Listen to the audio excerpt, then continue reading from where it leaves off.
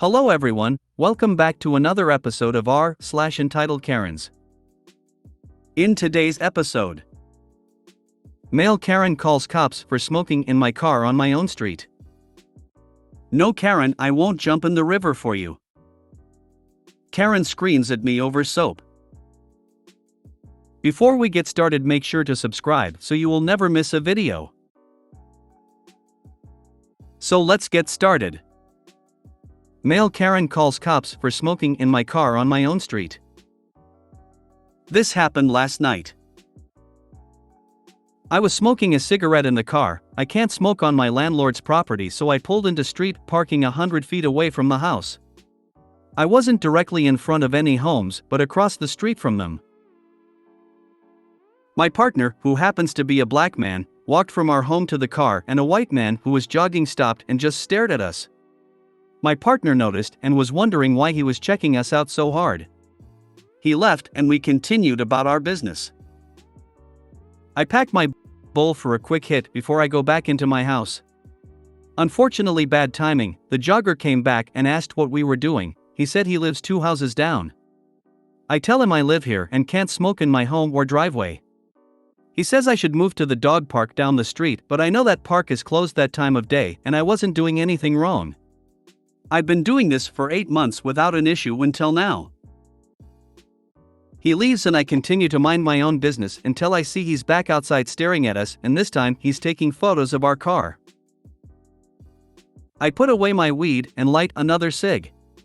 Moments later, 2 police cars pull up behind me and come to both windows saying someone called in about people in a suspicious car involving drugs. I explain the same story. I live here and can't smoke in my home, so I'm parked in a public spot. They asked for proof of my residency and I consented. They said there's no reason I couldn't be there and left. I don't know why this guy was trippin' so hard. Edit, just to clear, if the guy was trippin' before I even pulled out weed. I didn't drive home after smoking the weed, my partner drove home. Either way, I can see my door from where I parked and it would only take me 45 seconds to walk there for those concerned about DUIs. In my state, recreational sales aren't legalized yet, medical sales are legal, and it is decriminalized to possess up to a certain amount. Edit, in my state, marijuana smell is not probable cause for a stop, search, or seizure unless you're at an airport or driving a commercial vehicle. Tell the cop you saw a guy walking by multiple times, apparently casing the houses and taking photos from behind the wall. This is the guy you think they were called about. You thought it suspicious that a jogger had what you thought was a crowbar. Yeah, what's shadier, the 2 guys chilling in their car or the weirdo running around in the dark, staring at 2 strangers and taking their photographs? Yep. Force feed them their own medicine. Never smoke flower in your car. It takes one asshole cop to give you a DUI and impound your car just cause your shit smells like weed. Let alone if you go to a state full of assholes and get pulled over and the drug dog finds a weed crumb. Congrats on a few years in prison. Get a vape pen and smoke inside, you scrub. Smoke smarter.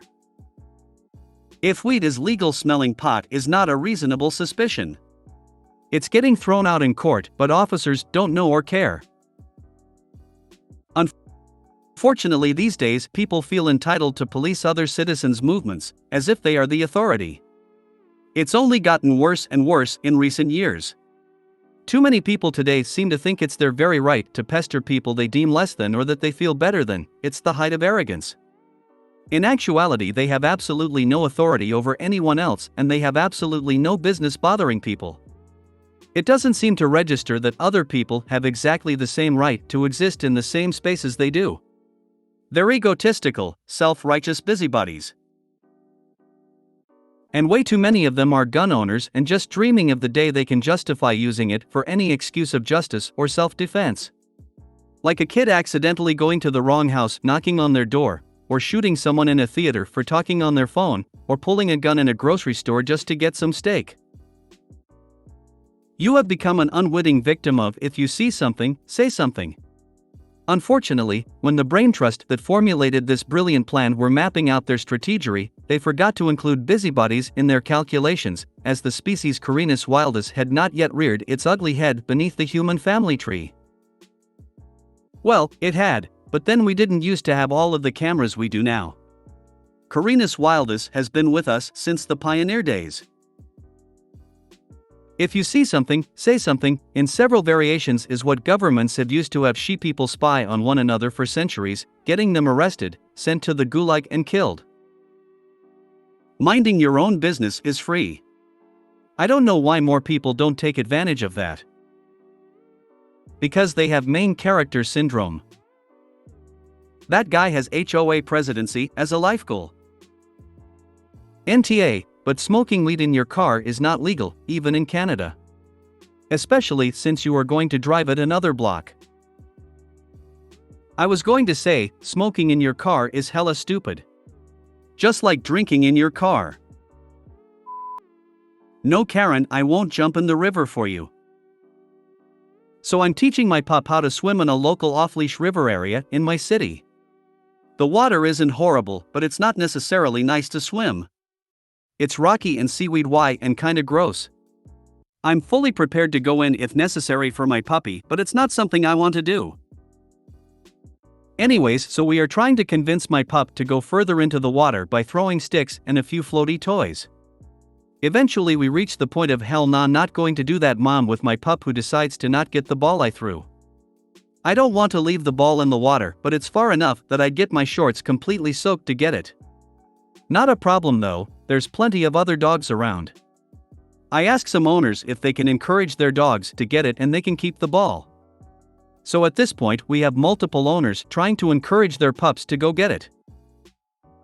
An unknown dog comes flying out of nowhere into the water and goes to swim towards the ball. Great! I see the owner, Karen, come up holding a toy. I say her dog has my ball, but she's welcome to keep it. I don't really care, I just don't want it at the water. She kind of ignores me. By this point her dog is out of the water and drops the ball.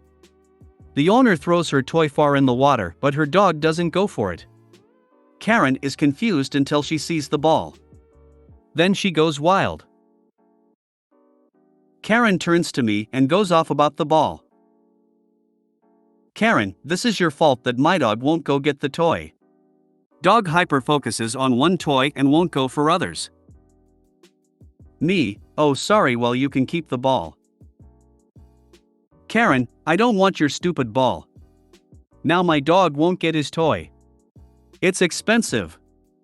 I keep losing toys like this here, it's so UGH. Why are you bringing expensive toys to an off-leash park anyways? She then grabs the ball from her dog and throws it at me. I shrug and put it away. At this point I'm just going to leave. I start packing up. That seems to reinvigorate Karen, who stomps over to me again. Karen, what are you going to do about it? Me, what? About the toy? Well, I have the ball now, so I hope your dog will get it. Or there's plenty of other water dogs here who will get it. Karen, so you're not going to go in and get it for me? No. Just no. I'm not going to swim out and get her dog's toy. She doesn't take that well and starts going off again, repeating herself for a while. Me, eventually why don't you go get it then if it's that expensive? Karen, you need to take responsibility. Me, responsibility for what? You're the one that brought an expensive toy to an off-leash dog area and threw it in the river. Karen, this whole thing is your fault for throwing the ball, you need to go get it. At this point the other owners/dogs have cleared out, all giving Karen a look. I realize that conversing isn't going anywhere, so I simply pack up and leave. In the background I hear her screaming at her dog to go get the toy and dog owners walking by to send their dog to get it. I wonder if she ever got it, lol.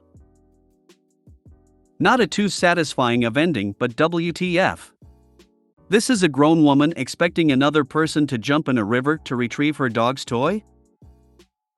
I doubt the expensive toys are actually expensive. I think Karen was just upset/jealous that her dog responded to your toy and not hers. I would bet all the fake internet points in the world that's the real issue. This is exactly the kind of situation that pulling phones out and recording would be suitable for. I paid $5 for this toy and he chases your stupid 25-cent ball. Yeah, they're like $10 to $15 max unless you're getting one of those retrieving training toys that looks like a duck, and those only run like $15 to $20 lol. Looney Tunes. Wow, glad you escaped that wackadoodle. There's a euphemism, and the horse she rode in on, maybe her horse could have got the toy for her. She's responsible for her dog and her dog toys. If she didn't want her dog to go after a toy of a different person, she should have trained her dog better.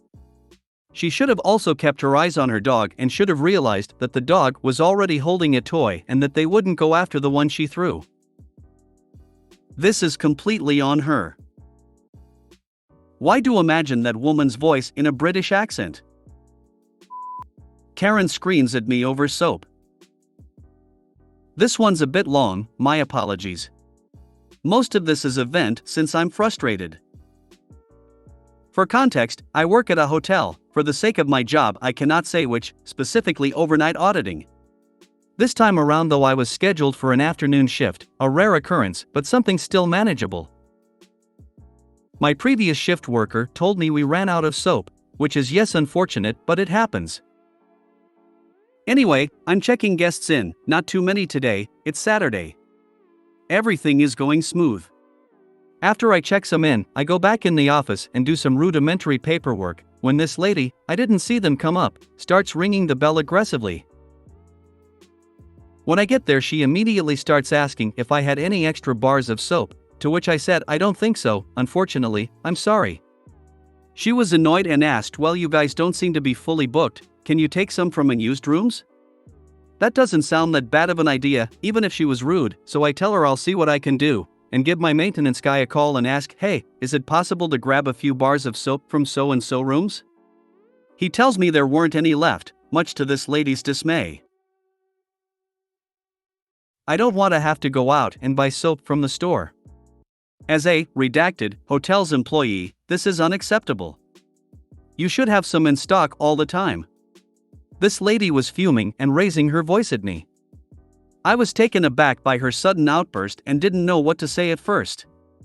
She continues to berate me, it isn't your fault, but I imagine there are several other guests without soap as well?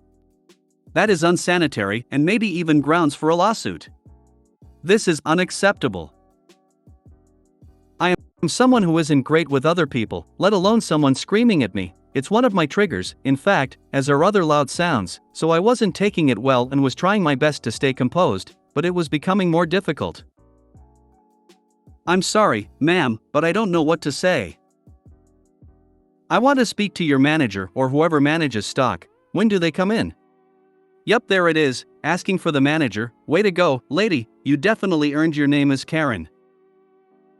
So I tried calling both of them, even my DM, asking what I should do, but they didn't answer. But maybe this was because it was 8 at night? I tried to tell her that the manager nor my coworker responsible for hotel stock didn't come in until Tuesday and weren't currently reachable, but she wasn't having it.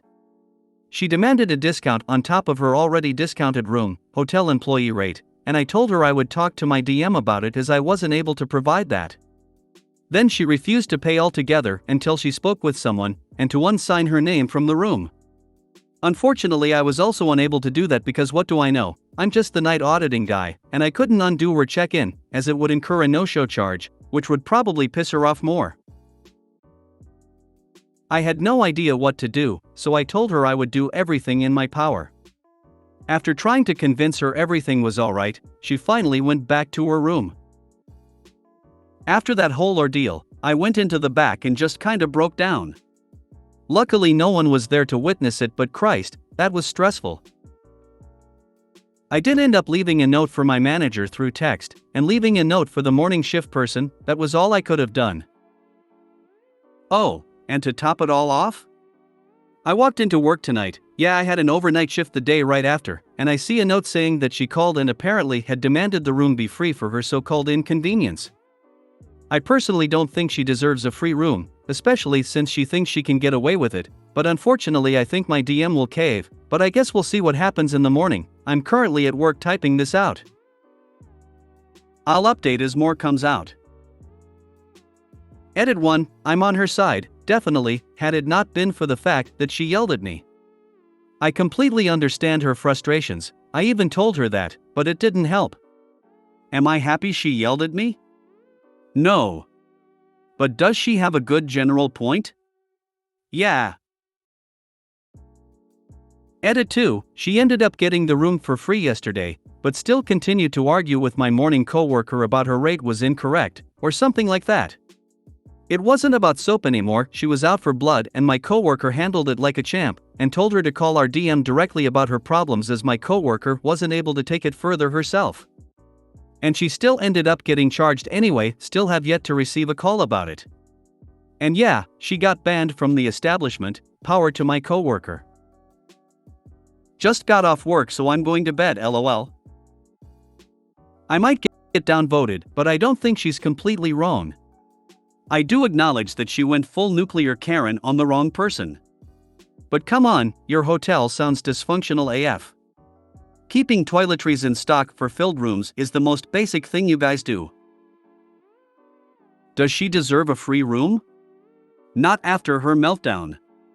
But again, she's not wrong about some of what she said. And she should have been told upon check-in. Every guest checking in should be told after the problem is discovered. Checking in with no warnings, then going to have a shower or something and discovering there's no soap in that moment would make most people very grumpy. Not every grumpy person is a Karen. Amazon will deliver soap same day. Some manager with a credit card needs to do their job and get soap for every room. Yep, or go to Walmart and buy a bunch of soap. It sounds like management at this hotel is too busy to answer their phones or do their job. I always bring a small bottle of body wash just in case.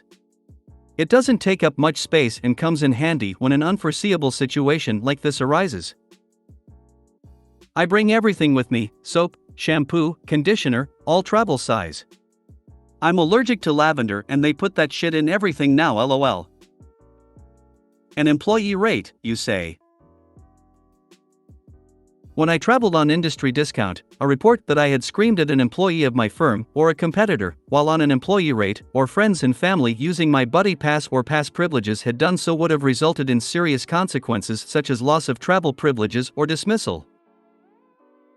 It would be a shame if word got back to her boss that she was being a Karen while using an employee rate. A real shame. You know what to do next. Yeah, it would be a shame if her boss overheard that she was abusing her power. What sort of hotel doesn't have soap? Def 0 star 1.